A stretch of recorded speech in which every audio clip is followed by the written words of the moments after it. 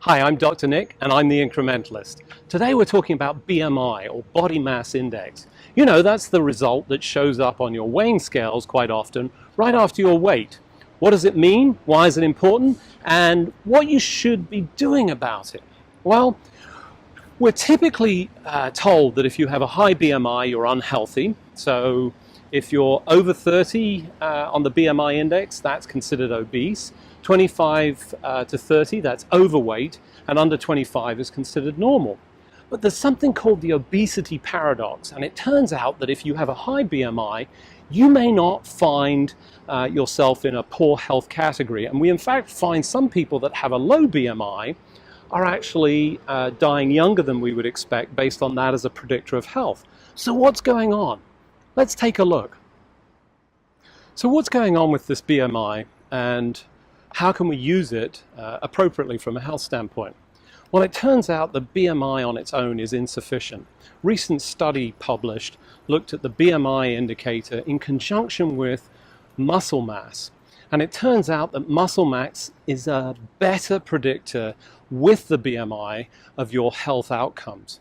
So if you have a high BMI, but you actually have a high body mass of muscle, then you're more likely to be healthier. So it's not just whether you have a high body mass index, but also the correlation with your muscle mass. That's also true at the lower levels of BMI, but it's less significant. So what does that mean for you?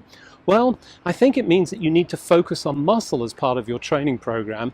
And from an incremental step, I would suggest that you need to make sure that you include muscle building as part of any healthy program. So, step number one, don't focus on a single measure. As I told my brother just recently, that's not the only indicator. There are plenty of others, and I think muscle mass is a good one.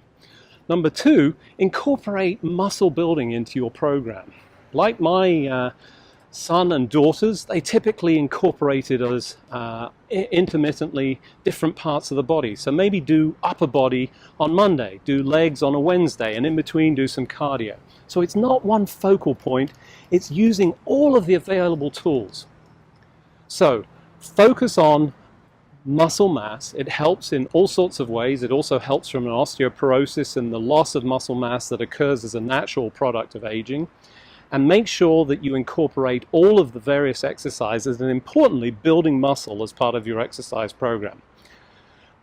If I could ask a favor, if you like this, please like it in the section below. If you didn't, leave me some comments, and if you'd like me to cover some certain areas or some health issues, let me know in the comments below.